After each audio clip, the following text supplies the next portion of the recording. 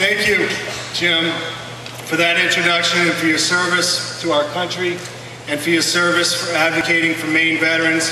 I'd like to take a moment right now to thank all the veterans that are here that have served our country and have served this great state. Thank you.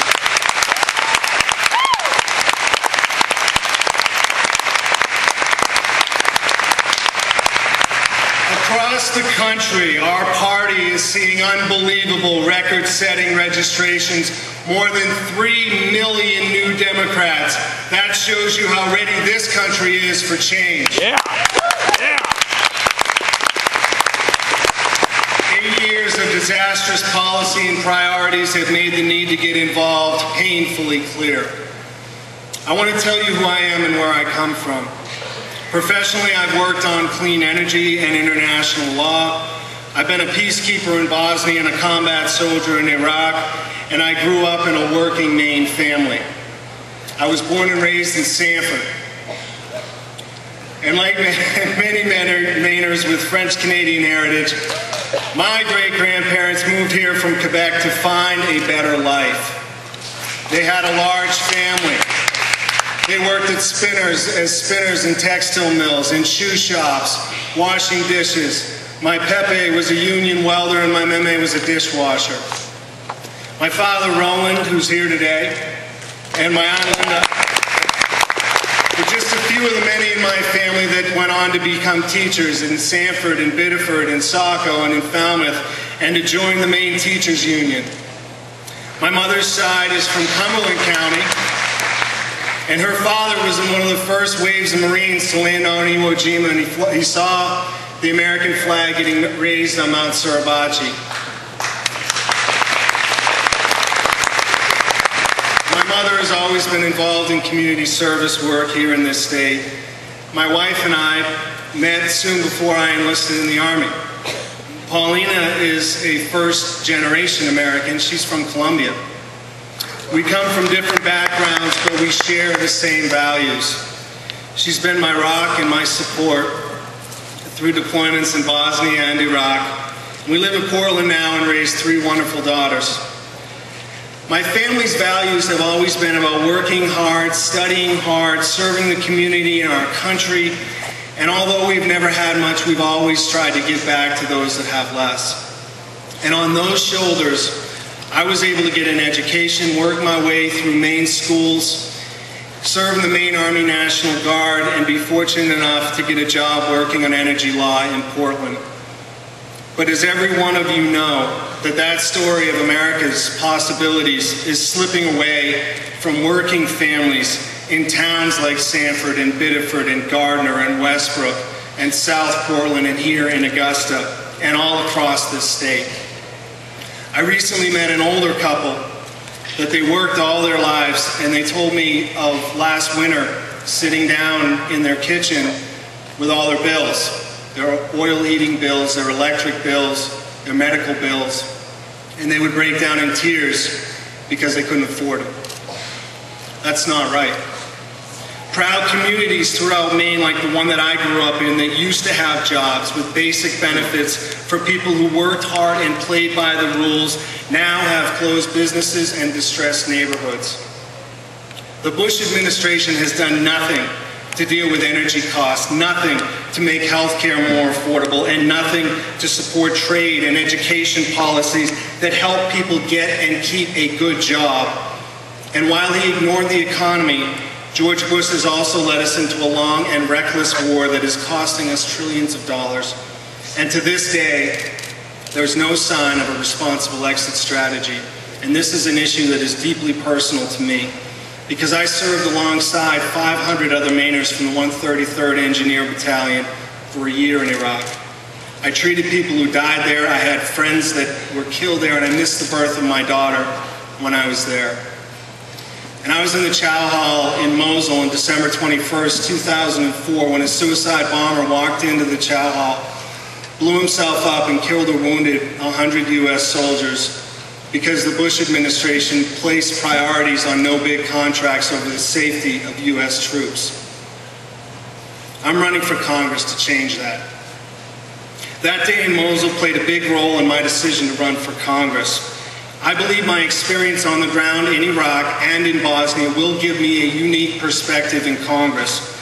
There's only one Iraq War veteran in Congress right now, only one.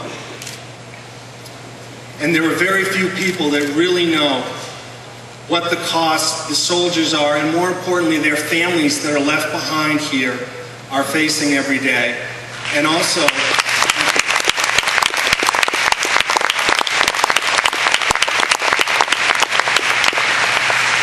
the people and the children of Iraq.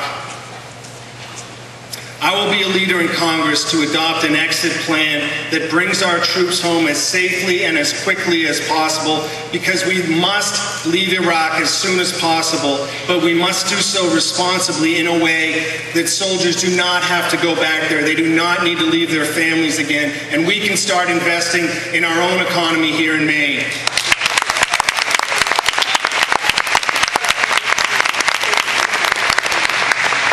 You all know our dependence on Iraq's region's oil is one of the reasons we're there. You also know that oil does to our environment and what it's doing to our family budgets these days. And I've worked in the energy sector, I've worked in renewable energy, and I will bring that expertise to Washington.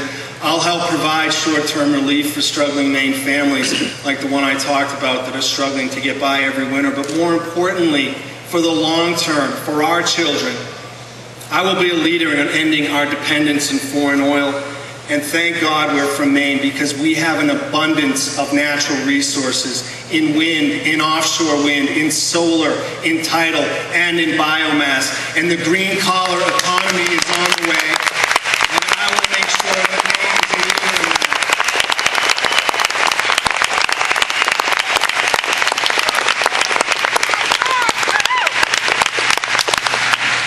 And as a veteran and someone who has been through the Veterans Administration, I would be a leader for veterans here in this country, because I know the strengths and unfortunately know the weaknesses of the veterans system.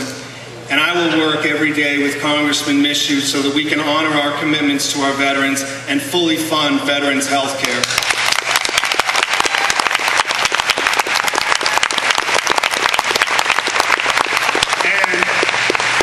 Committed to reaching universal health care in the next Congress for all Americans.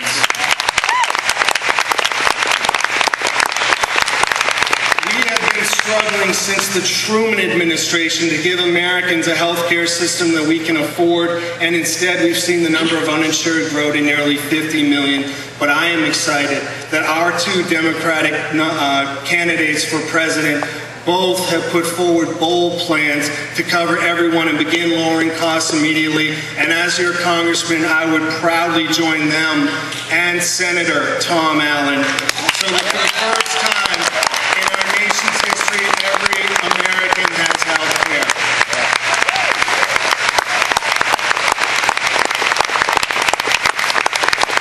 Maine families like the one I grew up in will be on my mind every day. And I will work to bring jobs and opportunity into this state. But times are tough and uncertain right now, and people are already worrying how they're going to heat their homes when it gets cold 5 months from now. I'm running for Congress to change that, because we can never, ever forget what a great country this is and what great people Mainers are. We just need new leadership to get us there. In a written history of my family, it says my ancestors moved here from Quebec and left their farms behind and came to America for a better life. The waves of new people every day who are joining in the political process, registering for the first time, joining the Democratic Party, and doing it for the same reason, because they want a better life. I think it's a very hopeful sign.